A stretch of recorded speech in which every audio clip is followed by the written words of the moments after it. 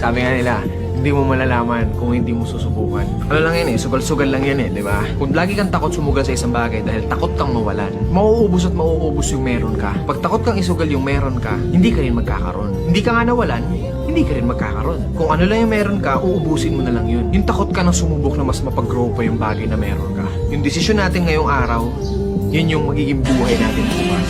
Kung nasaan ako ngayon, kung nasaan ka ngayon, desisyon mo yan kahapon. So, kung magdidesisyon tayo ngayon ng magandang desisyon, malaki ang posibilidad na meron din tayong magandang buhay